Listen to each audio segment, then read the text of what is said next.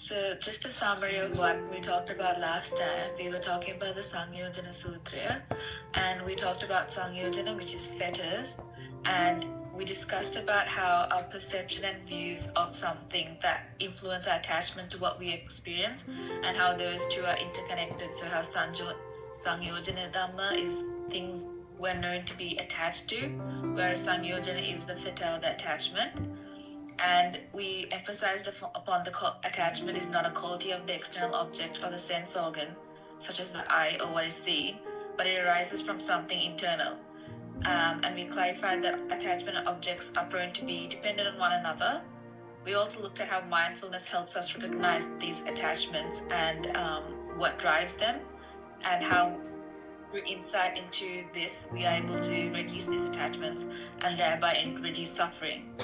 We also discussed the importance of being open-minded and how it can help us practice. Yeah, thank you, Mihansa. So, yeah, and today also we have Sumandananda Swami Nahanse joining with us very kindly. Recording in progress. With the permission from Swami Nahanse, and also we also have, I think, Bhante Susumahit, our Australian monk, joining us today as well in this Zoom meeting. So welcome, Bhante, as well. And yeah, that's a nice summary that you said earlier.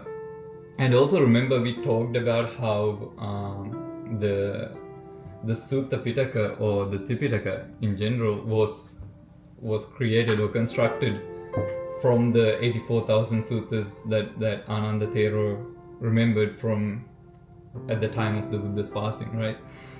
So we had the Vinaya Pitaka, and then the Sutta Pitaka and the Abhidhamma Pitaka. And if you remember, it was 21,000 in the Vinaya Pitaka, 21,000 in the Sutta Pitaka, and the rest in the Abhidhamma Pitaka. And this was all constructed by 500 monks who got together after the Buddha's passing, and they decided that they should do this for the benefit of everyone, so that the Dhamma lasts a long time. And so yeah, if you think about why we need a philosophy or the Buddha's teachings, or why it's valid still today, right? If you think about your life and what the society has taught you so far, right? I think all of us are, all of you are in your 20s, and the things that the society has taught us is, for example, to be successful, right? And that success is based on our materialistic wealth, right? Depending on our education qualifications, or how much wealth you have, how many cars, how many houses, how many, right, etc. What job you do, those sort of things, these external things. And for some people, they sort of, let's say, for example, the Buddha's life, right? He had everything and he was successful. He was ready to be the king, but he wasn't satisfied, or he wasn't fulfilled by these things. So he was looking for something more, and this idea of truth seeking begins with that. And in the story, we've all heard how, he saw a sick person, a dead person, an old person, a dead person, and a monk, and then he started his search, right? But Buddha lived for 29 years before he left home, and in those 29 years, I'm sure that he has gotten sick at least one point in his life, right? I don't think anyone lives for 29 years without getting sick. So he has seen or known about sickness. And then his own mother passed away when he was a week old. So he would have heard about death as well. And he himself has grown old, right? So he knows that he was young at one stage, and now he's gotten older.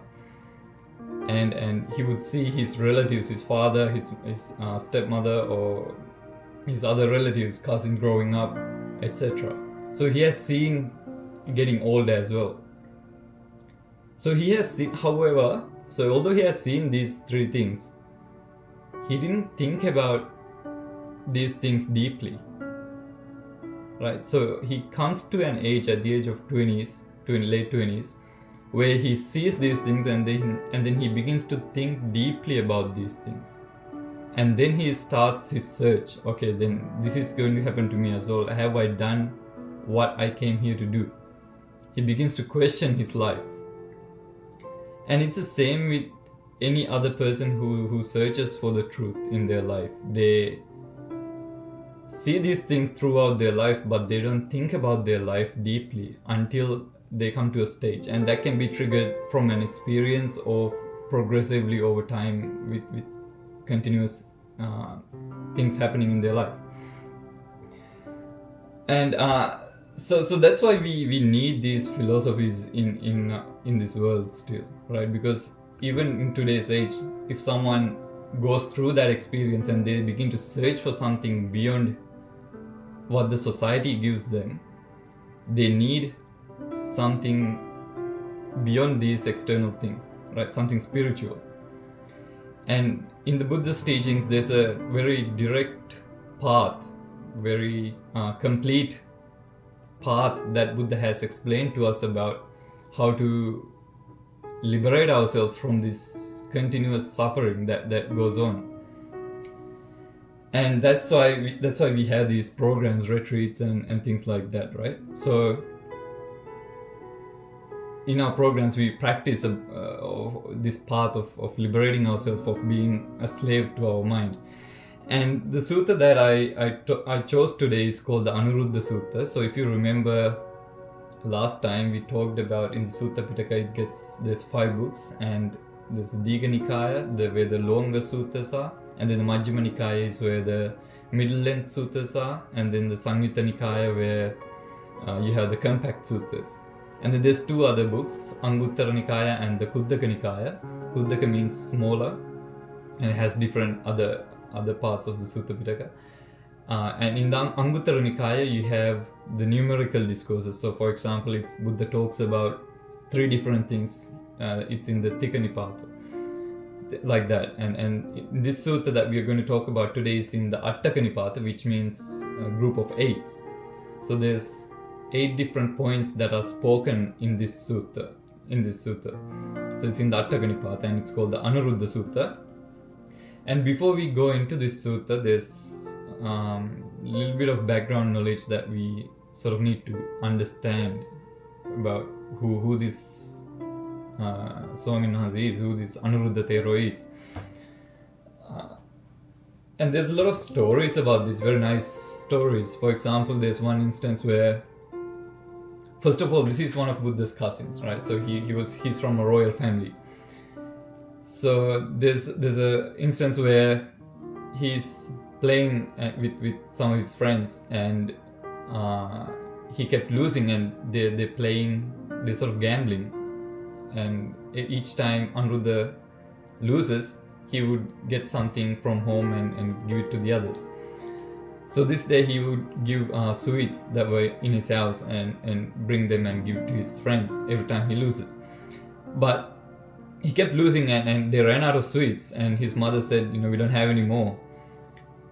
But the story goes that he had not heard of this word not existing before, so he had told his parents to actually bring these non-existing sweets.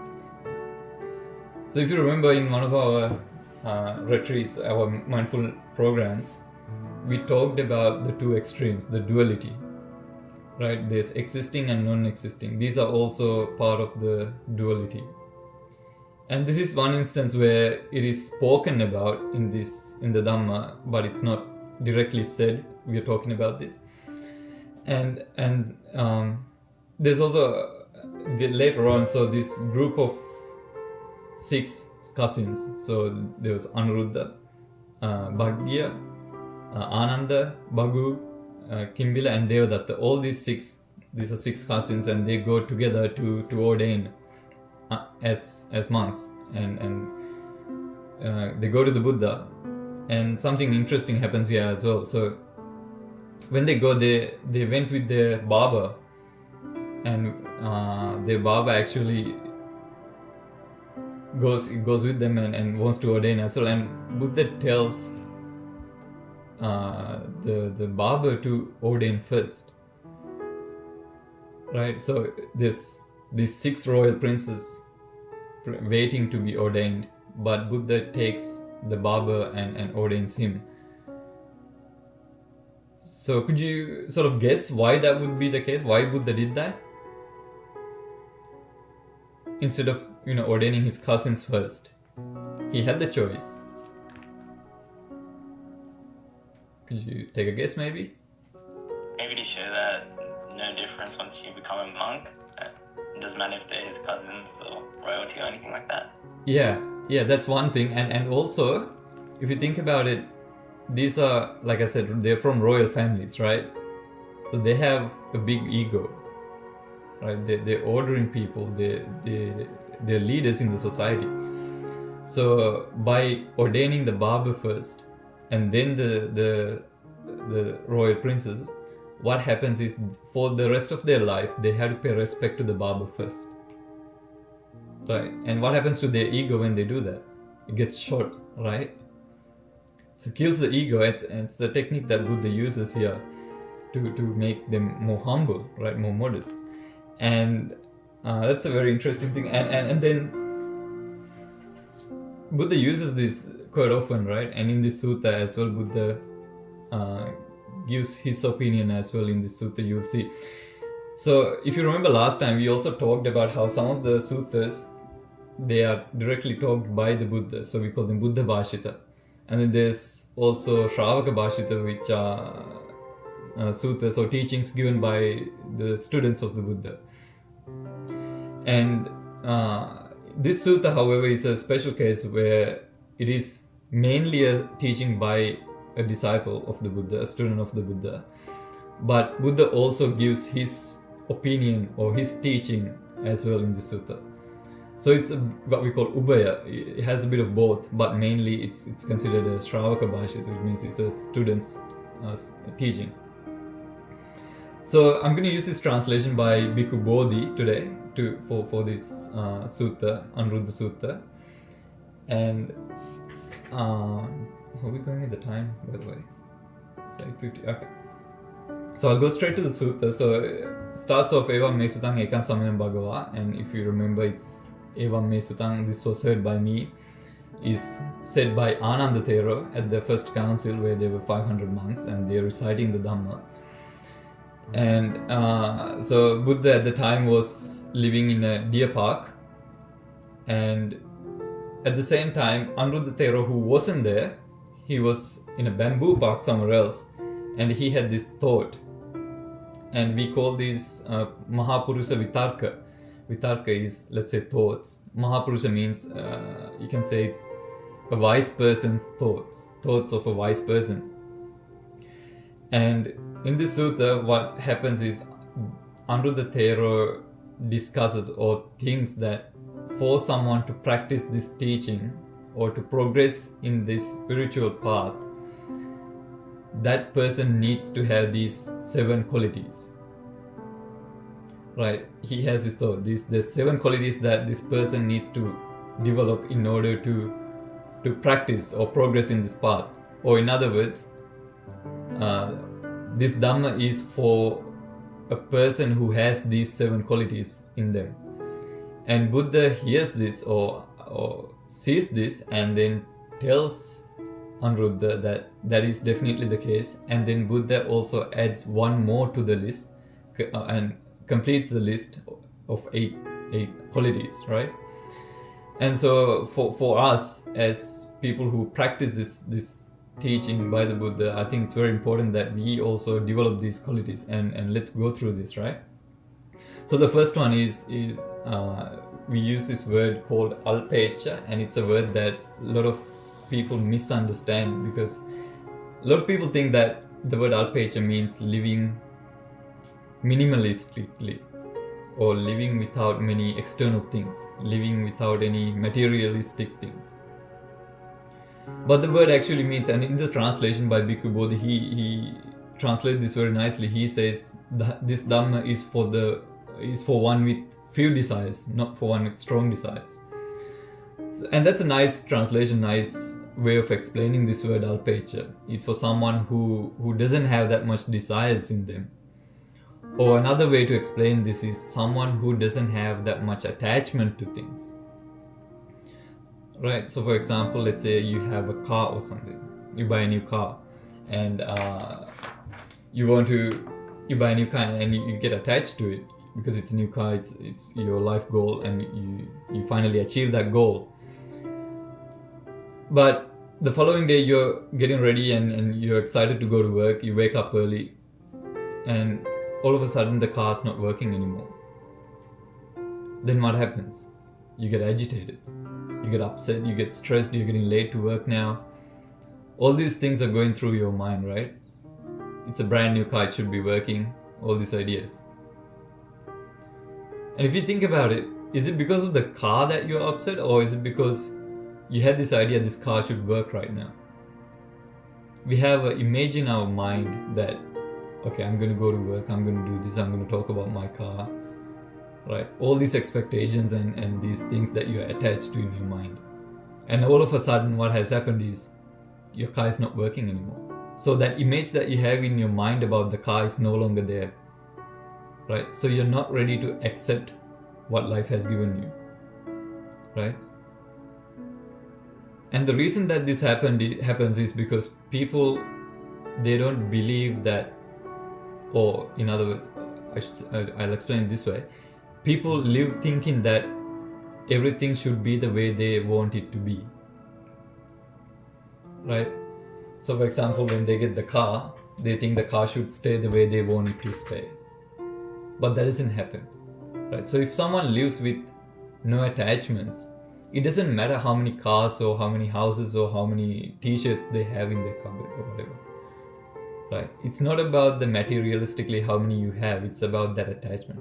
So the word alpecha means living with less, living without attachments or living without desires, right? And in Pali we say apichat sayan dhammo nayan dhammo mahichasa. What that means is this dhamma is for the one with few desires, not for the one with strong desires. And then the second point, and also one thing that I had to explain, I forgot to explain earlier, is all these 8 points are actually related. They're connected. And if when you'll notice when we talk about this, there's parts about sila, there's parts about samadhi or concentration, and there's parts about wisdom. So all these 3 things are there included. So it's a complete sutta, right? So the second point is being content with what you have. So we say santuttassayan dhammo nayan dhammo asantutassa. Being content with what you have. And as a human being, we need 4 things that we need to survive. These are what we call essential things, so sivpasa. We need a place to stay, we need food to eat, we need clothes to wear, and we need medicine. These are the 4 things that any human being needs. Everything else is extra, right? But obviously, as lay people, you're free to have, you need to have more. But if you're not content with what you have, you begin to chase things, right? So for example, and by chasing, what we are essentially doing is we are trying to get more or better pictures, better sounds, better smells, better tastes, better feelings or sensations, better thoughts, right? But if you are happy with what you have right now, you stop there. Your mind's no longer running. Your mind's no longer asking for more, because you're content with what you have, what you're seeing right now, what you're hearing right now, what you're smelling right now, or what you're eating, what you're tasting right now, what your skin is feeling right now. But the very second that you are not content, your mind begins to look for more things. And it's not something external, right? It's again these things that we get through our senses that we are looking for. So Anuruddha says the second quality that we need to have is being content. And there's a sutta called Karniyametta Sutta. I'm sure you have heard this sutta before. There's 2 words in that sutta as well that talk about this, the word santussaka and appakicca. Again, meaning the same thing, being content with what you have, santussaka, and not being easily satisfied, right? Not looking for these 1,000 things, right? And then the third is an interesting one, is Hudakala, or someone who resorts to solitude. Someone who likes being alone. And we say in the sutta, it says, Pavivittassayan dhammo nayan dhammo sanganikara massa. And yesterday, one of my friends came here, right? This is an interesting thing. So he's a physiotherapist and he works with elderly people. And he said sometimes his patients would come just to meet him, and they're not injured, or they don't need to see him, but they just want to come and hang out with him, just talk to him. These elderly people. It's a very sad thing, right? Maybe their partners have passed away, or maybe their friends have passed away. They don't have anyone to talk to. They have infinite amount, they have nothing to do, right? So they need someone to talk to. Or in other words, they're not content, right? That's why they need someone to talk to. They don't like being alone. But here Anuruddha Thero and later Buddha verifies that being alone is what brings contentment, right? Because the Dhamma Dhamma brings contentment or peace to us. So here, one of the qualities Buddha says that we need to have is not be in groups at all times. Being alone is something that helps us progress in this path. Or in other words, something that helps us to be at peace. But in that case, where that elderly person, that wasn't the case, right? So for him, being alone was something that he was scared of. So how do we make sense of this? Right, where Buddha can't be wrong, right? So why is that elderly person, Buddha can't be wrong, right? So why is that elderly person not content being alone? Do you have any ideas? Or because it's not just in this sutta, right? There's so many sutta, in the Satipatthana Sutta, in the Dasadhamma Sutta, Buddha says Shunyagara, Rukkamula Gatova, Shunyagara Gatova, Aranya Gatova. Says, go somewhere where it's quiet and there's not many people, so that you can practice in peace. And then that elderly person, however, he is alone, but he is not content. So he hasn't gotten the contentment that Buddha's talking about. How do we make sense of that? Maybe because he's comparing to everyone around him, yeah. So he's not in the present. Yeah, so that's one case, one idea. But I think it's more that, I think there's a couple of reasons. For example, one is that he doesn't have a philosophy that he lives by, right? The philosophy that he lived by is the philosophy that the society gives them, which is,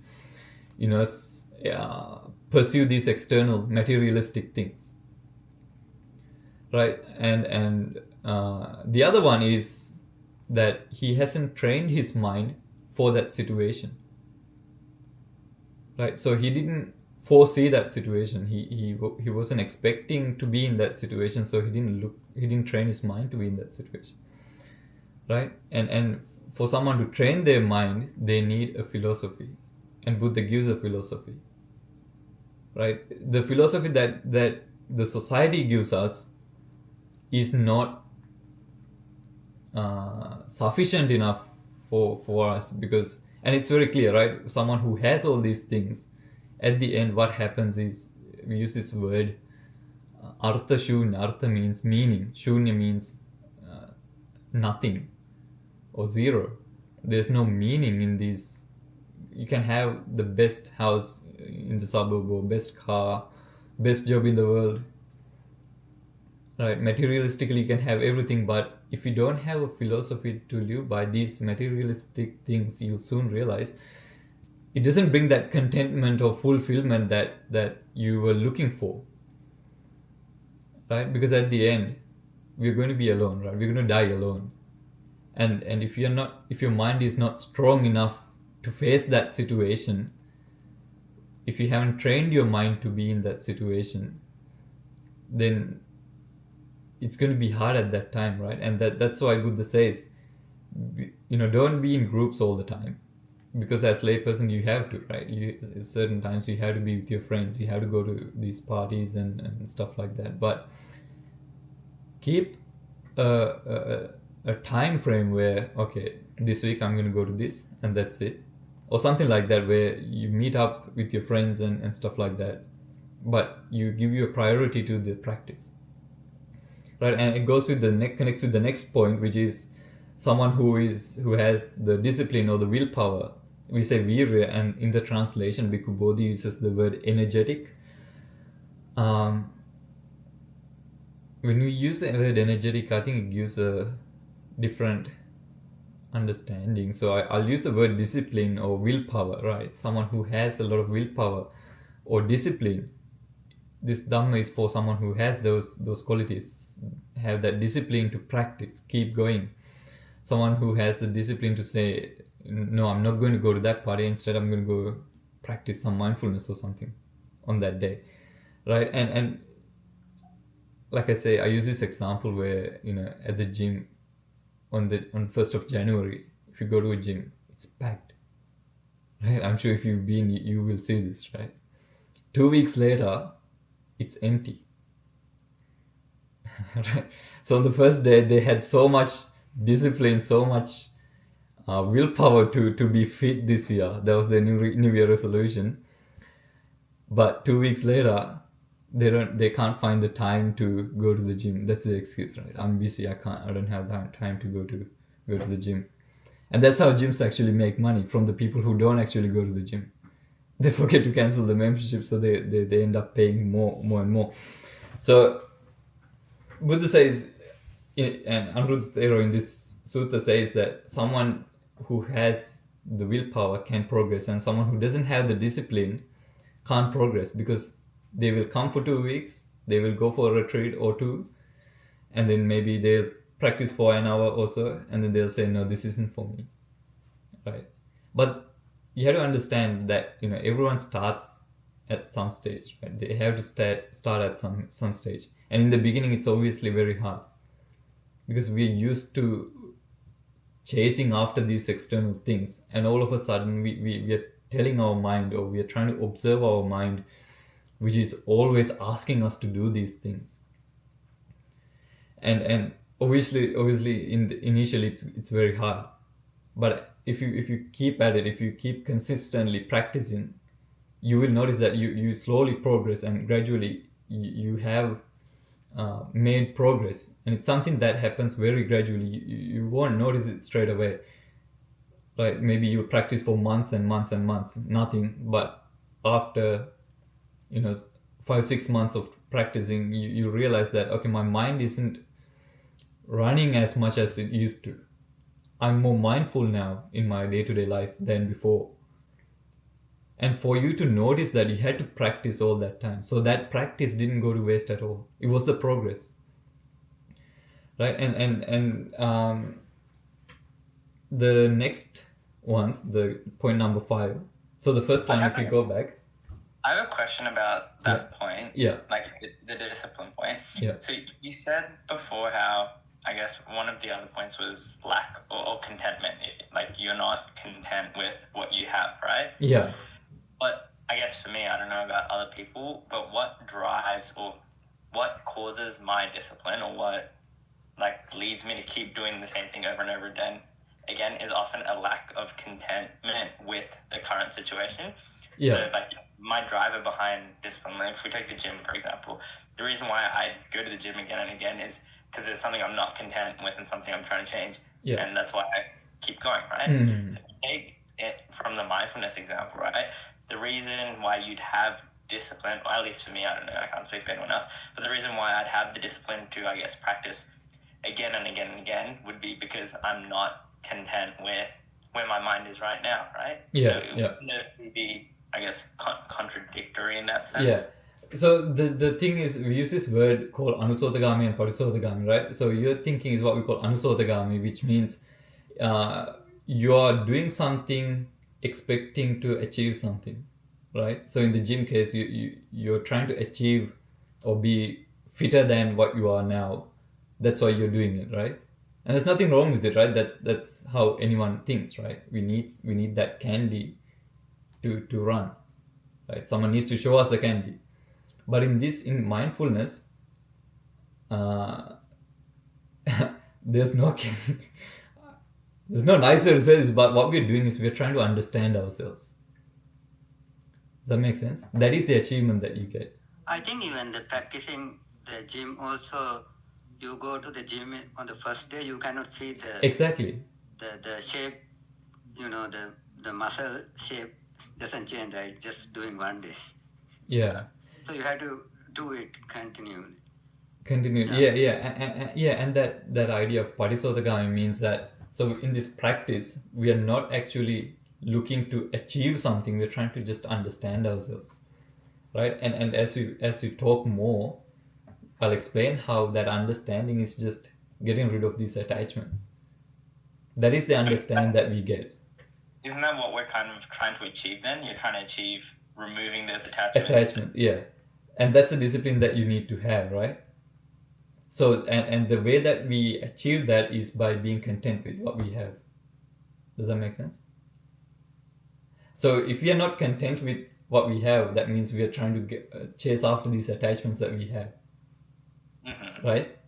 So in this, the reason that he talks about discipline is having discipline to continuously keeping our mind in this moment, being mindful, is because without that mindfulness or without that effort that we put in, we can't get rid of these attachments. Yeah? But I guess the reverse of that, can't you say the reason why you keep doing mindfulness is because you're not content with yourself for chasing after these attachments? You're not content with... Yeah, let's say you've identified the problem is you're chasing after these attachments, right? Yeah. You're not content with yourself for that. Mm-hmm. Hence why you're practicing mindfulness. Yeah. And your discipline to keep practicing mindfulness. Yeah. Wouldn't that come back to that same point of you're not content, that's why you're doing it? Or is that the wrong way to look at it? Because if I'm saying for me the reason why I'd practice it is because I'm not content, let's say I'm not content with how I'd react in a situation, or I'm not content with some attachment or some desire that I have, right? And that's my discipline for wanting to keep doing something. It's a lack of contentment, not really being content. It's not, I'm not content, that's why I'm doing it. It's because I'm not content. That's why I would be doing it. You confused me.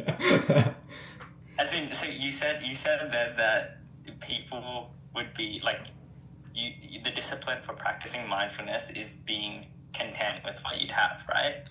And you're content with what you have. Those attachments. That's why you're practicing mindfulness. Yeah. For me, it would be the reverse of that, and it would be. Because you're not content. Not content. I'm not content with something. No, that's true. Which is why I would practice mindfulness. Yeah. So initially, we all begin with that, right? Because we're not satisfied with what we have, right? Mm-hmm.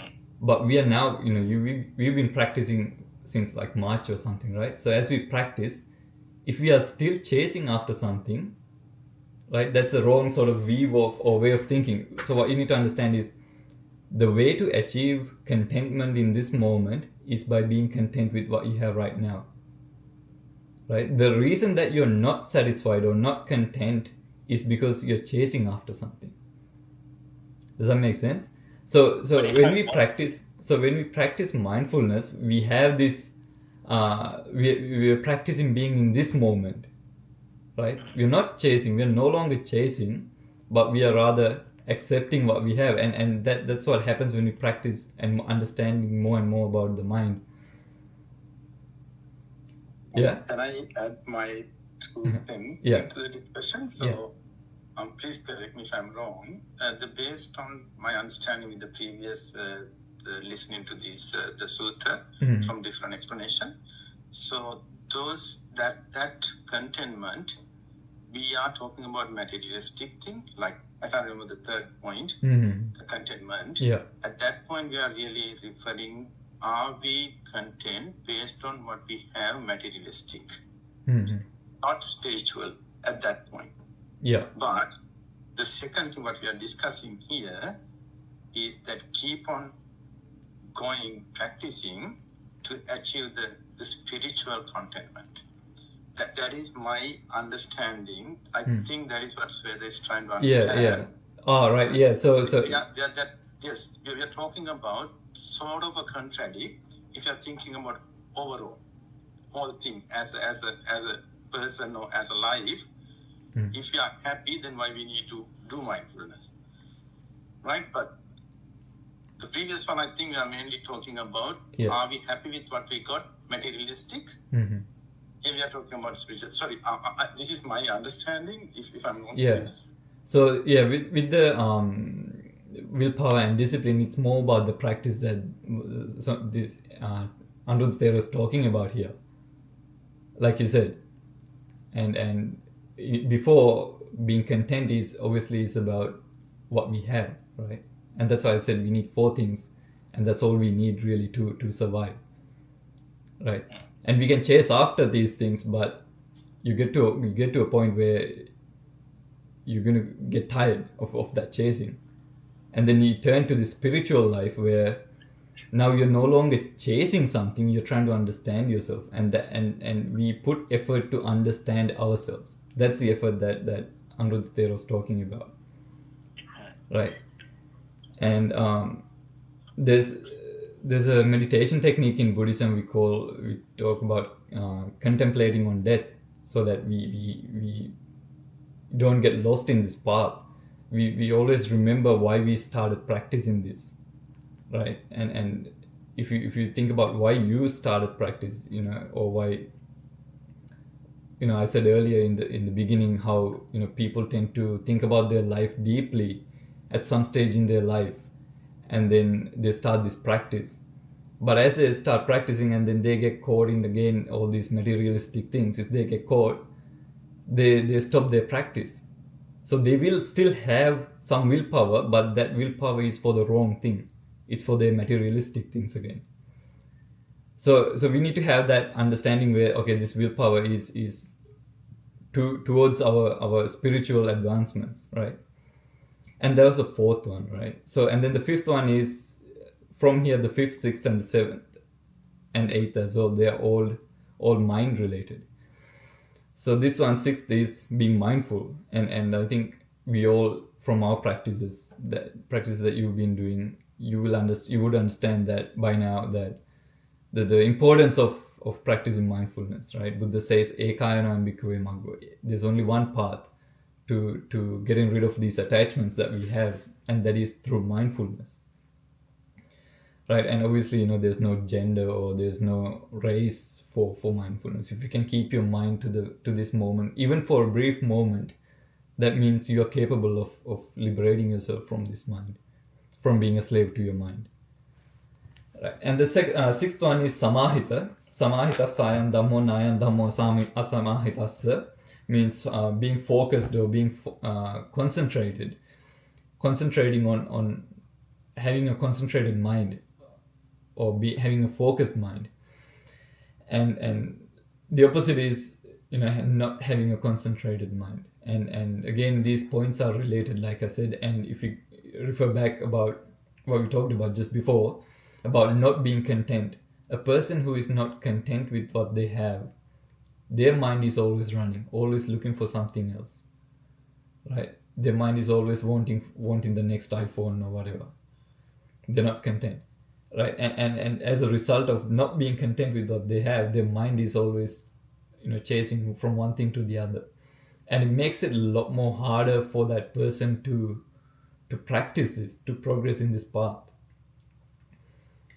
right? And what you can notice so far, like if you think about these points are valid for any person in any stage of this path, right? So from a beginner to someone who has progressed somewhat in this path, and to someone who is closer to the end of this path, these points are valid equally to all these people. So someone who is the 6th point is someone who isn't who doesn't have a concentrated mind. And the reason that I see that there is because they're looking for something else, something beyond these spiritual advancements. They want something materialistically. That's why they're not content, and that is why their mind is not still. right? And we also have these two different techniques of practicing meditation. We say samatha and vipassana. Vipassana is how you get rid of the attachments, but in order to fully or clearly see the mind needs to be somewhat still. And that is why we have the samatha part of meditation, where we quieten the mind and then we observe what we do, what happens in the mind.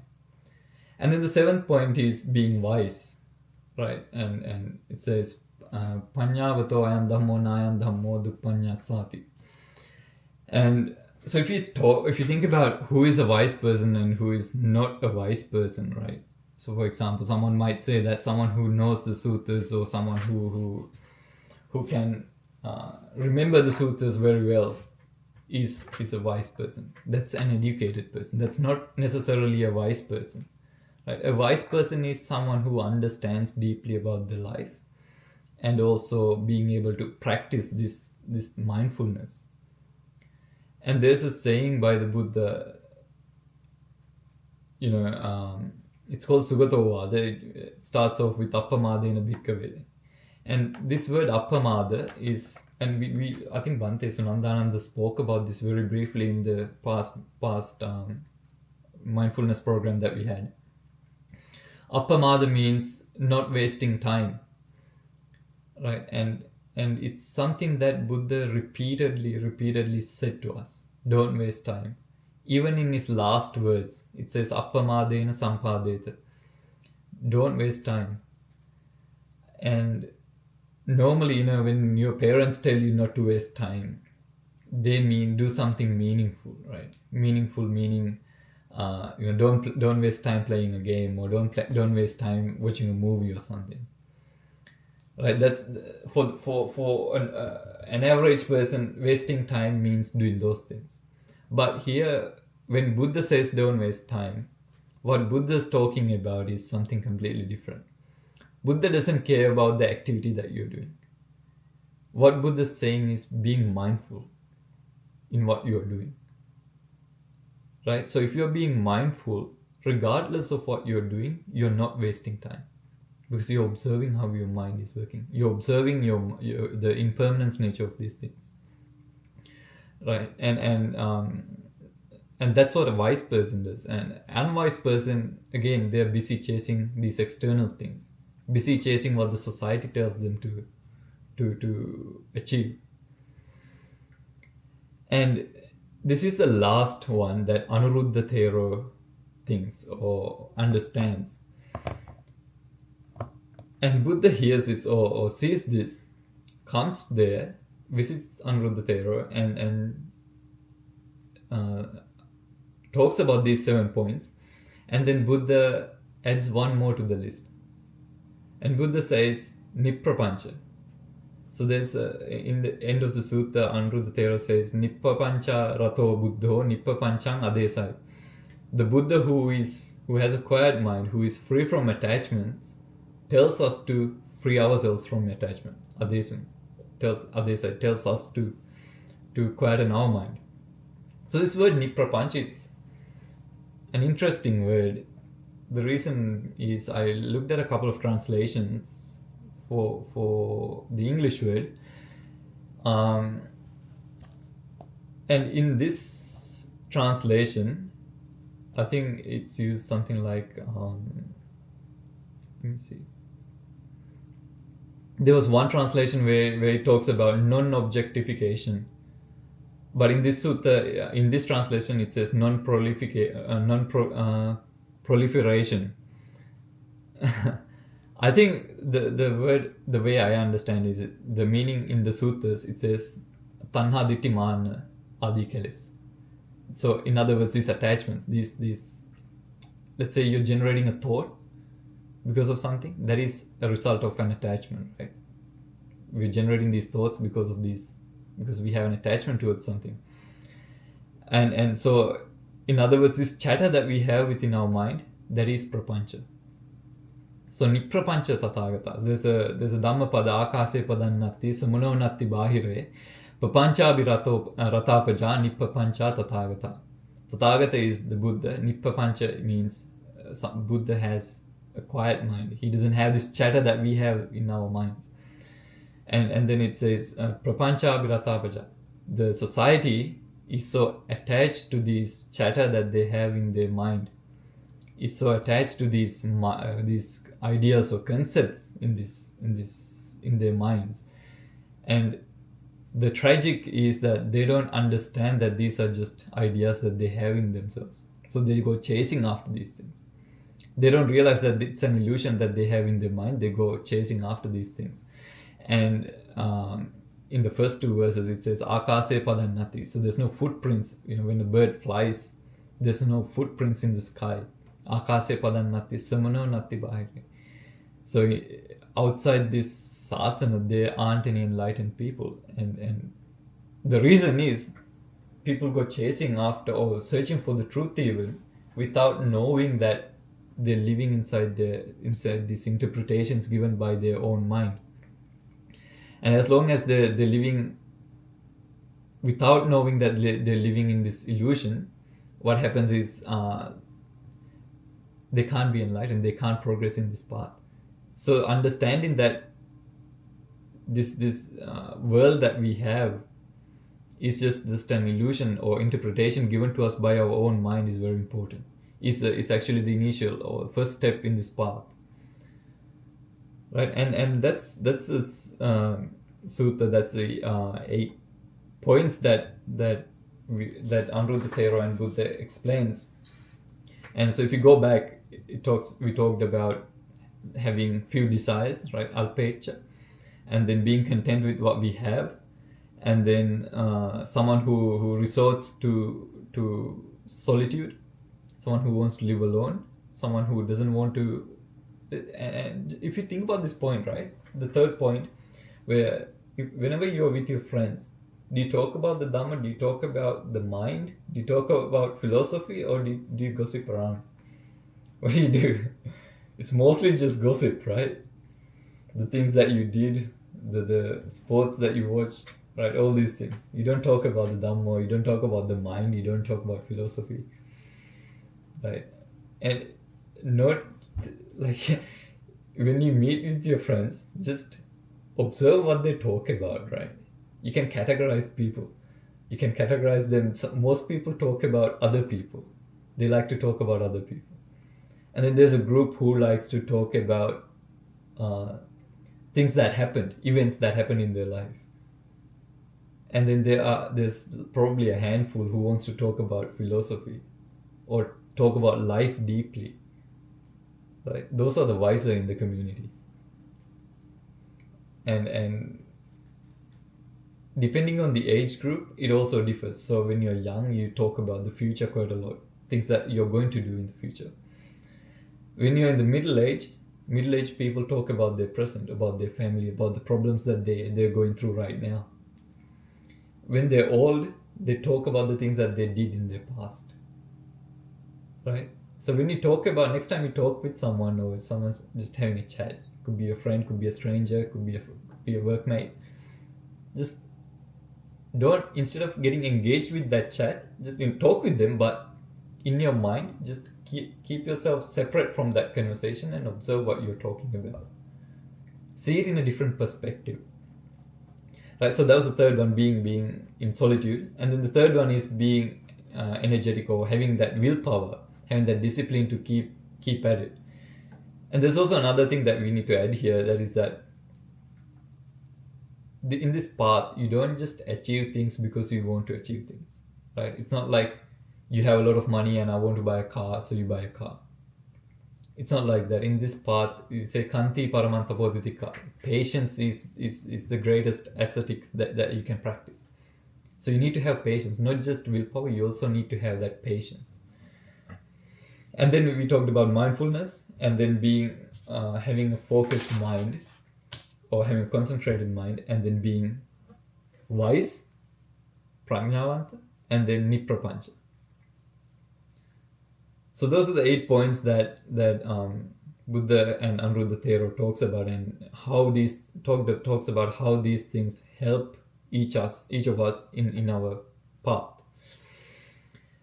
Right, and when we talk about this word prapancha, there's an example that comes to my mind. People sometimes they like to do these, we call them adrenaline junkies, where they jump off a plane or jump off a building with a parachute attached. They do bungee jumping, those sort of things. And the reason that they like to do these things is, if you think about it, it brings their mind to this moment, right? They can't be thinking about the past or what's going to happen after. When they're doing that activity, their mind is in that activity only. It's not running around. That's why people like to do those sort of things, because their mind comes to the present moment. But still, there's this example in the suttas. There's a circus performer, right? And he's been doing that for years, for his whole life. However, he doesn't. So his mind's in the present moment. He's practicing mindfulness, but he doesn't actually become enlightened.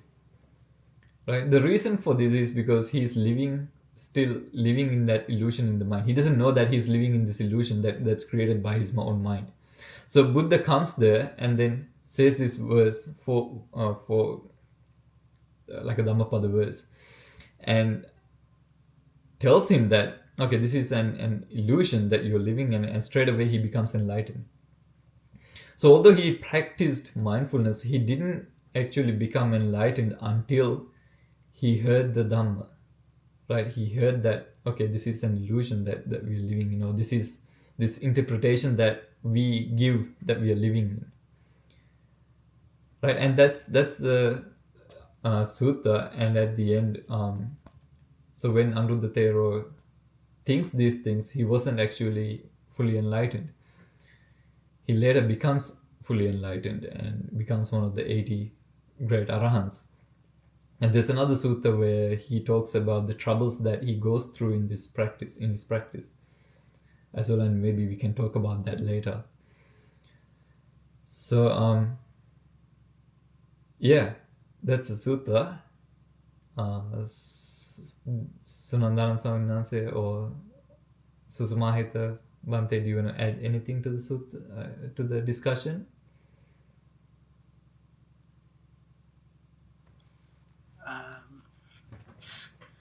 Yeah, I think that Sweta, right? Sweta, regarding the question he asked, I would like to add something to that. Because anything we do, we need encouragement, we need effort. And he asked why, even practicing mindfulness, why we need effort, right? Because in one way it discuss about santutti, or satisfied with less things, right? Is that the question? It wasn't around effort. It was more so driver behind effort. Like for me, I guess my driver behind putting in effort or discipline is a lack of satisfaction with current situation. Yes. So we need a reason to do something, right? So when come to practice also, yes. But the difference is when you come to practice mindfulness, you minimize that craving, because let's say even when you achieve something in your lay life also, if you want to go for a higher goal, you need to reduce craving for these superficial things like watching movies, listening to songs. You need to reduce, right? If you still want to enjoy watching movies or listening to songs or playing games or playing sports, then you cannot go for a higher goal, right? So you need to have a discipline. You need to balance your cravings. So that is a mindfulness apply. Like when you, let's say I think you have heard about Thomas Alva Edison. He tried to make a bulb, electric bulb, and he became unsuccessful for 900 plus times, right? But he achieved that at the end. It's a kind of, he should have discipline to do that.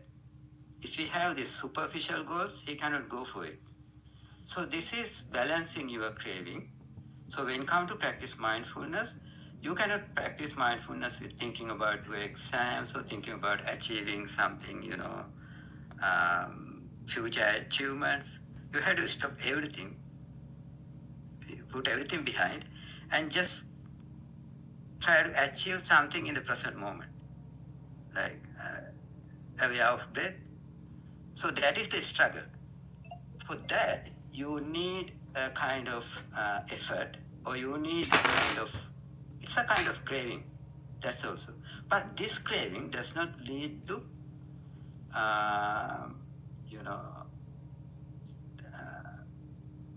kind of suffering that,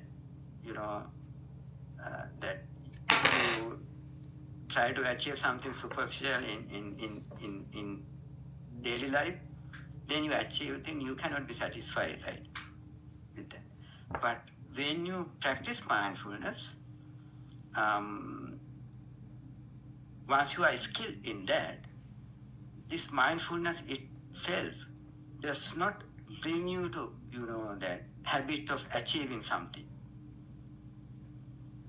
It's bring you to stop somewhere. It's always, show you how to stop with something in the present moment. It's try to bring you out of that circle, that trap. That is the difference. So when practice mindfulness, you try to replace a superficial goal with a higher goal. So that is how you minimize the craving. Understand? Yeah, exactly. Yeah. So here also, when come to the eighth one, the Buddha talk about Nippapancha, right? Venerable Asankata explained that. The last one is Nippapancha. So Venerable Anuruddha thinking about the seven, I don't know how to call it, seven, what is that, seven?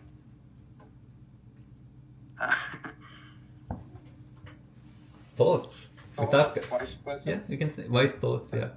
7 wise thoughts, right? So then the last one Buddha say, stop thinking. Stop thinking also, because he gave value to these 7 thoughts, 7 wise thoughts, and he cannot stop, thinking about it. He just want to tell this to someone. He want to tell this to Buddha. And then Buddha appreciated these 7 thoughts. But then again Buddha showed him the next level. Just do not enjoy thoughts. Keep silent. So that is the advice Buddha gave to Venerable Anuruddha. So this is like, showing the next level. So in mindfulness also same, as Venerable Asankata explained, that we try to replace higher craving, replace a lower craving, superficial craving with higher craving. Yeah. So that is what we do. Yeah. Like steps sort of thing, and then the final step is you eliminate thought, not like don't Yes. thoughts Yes. at all. That makes sense. Venerable, Bhante Susamahita, you want to add anything? Thank you.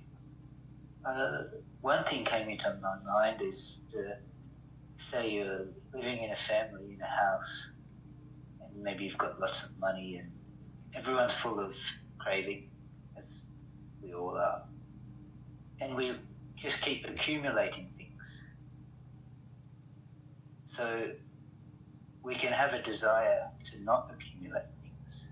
So what Bhikkhu Asankata is saying is that we just want to understand where we are here and now. So if we want to understand what the house, where we're living, if we've got all this stuff in the house, it's just so distracting, and we're getting more. It's sort of, we can't really be with where we are and what is this house, that where are we living, who is in the house. There's just so much stuff. So one thing is that if we sort of try and change our mindset and go, well, why don't we just focus on getting rid of some of these things or bringing space into the house? So there's still some sort of desire, but we're sort of changing it up in that sense, as has been mentioned before. And then to going to the tip or putting that discipline to sort of change that attitude and balance the situation. So right effort is like there's that sense of giving up some of the things that bring up the unwholesome, but then there's giving space for the wholesome to grow, because if there's too much unwholesome, then there's not going to be any room to just be able to even start, in a sense. So by just going to the tip and getting rid of stuff and letting go of things, having that desire and just going, okay, I only need these few things, as was said, those 4 things. So it's not only is, I just thought that's quite an interesting way of thinking about it, of how in that sense of trying just to see what's happening, we kind of have to invigorate some higher craving, as was mentioned. And how do we sort of bring space to the situation so we can even just see what's happening? And then that letting go, that finding a balance to be able to just start in some point, means it's like, yes, we are putting ourselves forward, yet at the same time there's these other good thoughts that it's kind of like that's only sort of one aspect. So it was very interesting hearing how Bhante Sankata was saying that there's this link. They're kind of all trying to sort of connect this connection between them. By giving that space in that house, you're able to do more understand what's going on in there. And the same for ourselves. If we can learn how to give space to the present moment and see what's happening, we realize the benefit of what that is. So we kind of sort of see that, I appreciate that, or that this is worth putting the discipline in for. So you kind of find that motivation more and more. I thought that was quite helpful for this sutta, having these other aspects of how we can grow in the fewness of wishes, going deeper, and ultimately, as was said, about the thinking about all these things. But that just came to mind. It was sort of maybe that's an interesting thing. If anyone wants to add to that,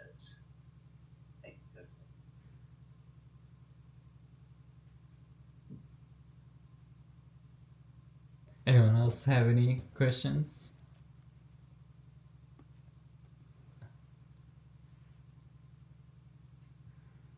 Something came to my mind when Susama had explained about this space.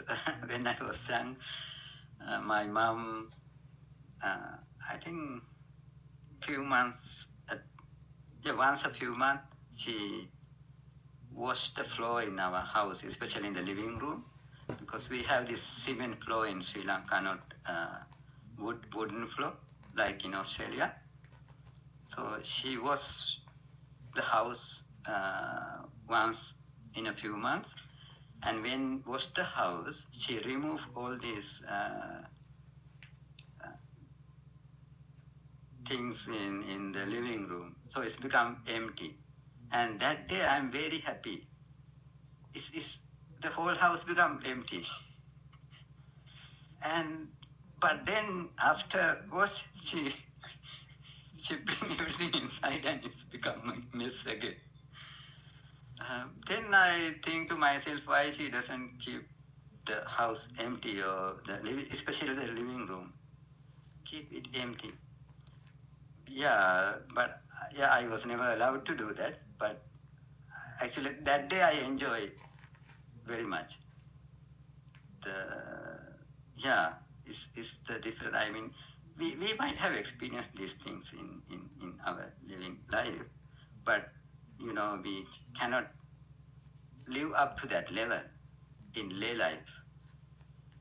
But yeah, we can get more opportunity when practice mindfulness. Like you come to our monastery, then you in the meditation hall.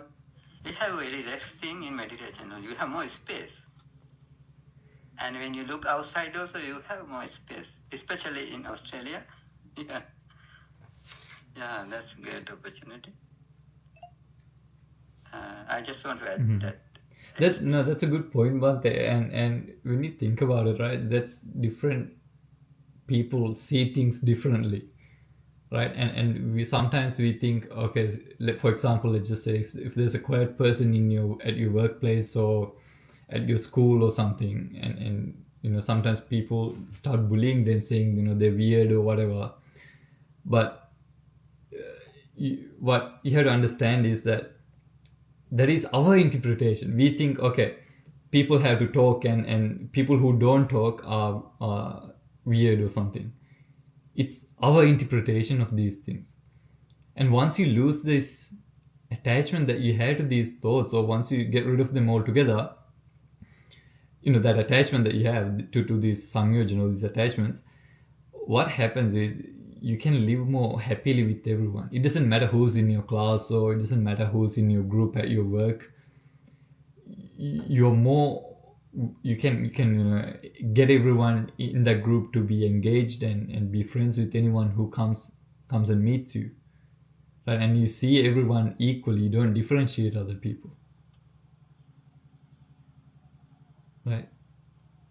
Can that also apply to, like, quote unquote negative emotions? Like, what if there's someone at work that's like always getting angry or like always gossiping? Can we apply the same thing? Yeah, here's the thing, right? So let's say if you get angry at that person who's gossiping about you or whatever, who's the one suffering right now? Me. Yeah. So there's a quality in the Dhamma that we talked about. You say open-aika, right? Open-aika means we apply the teaching to ourselves. So I'm the one. So this is very nice Dhammapada Gatha. It says, amongst these sick people who are sick, I want to be a healthy person. Susukang vata jivama aturesu anatura aturesu manussesu viharama anatura. Amongst people who are sick, I want to be, and sick doesn't mean physically sick, right? I want to be free from these attachments. I want free from this being a slave to my mind, right? And the whole society, whole world might be gossiping, might be fighting each other, right? But here we are thinking about my mind and health of my mind. Yeah, that makes sense. Yeah.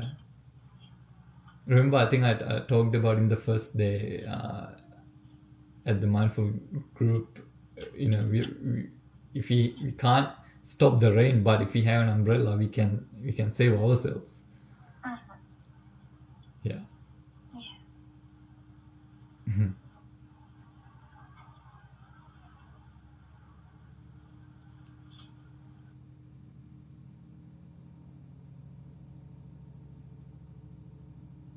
Yeah. Since we already ran out of time as well, I guess we can end up. I think is anyone else need anything? I think Lokmali had something to say. Oh, oops, my bad. Yes, Mihansa, over to you back to finish the program. Yeah, thank you all three Bantes for attending and everyone else that attended. It was very insightful, and thank you for taking the time out of your schedule. Everyone said night. Everyone said night. Sarnai.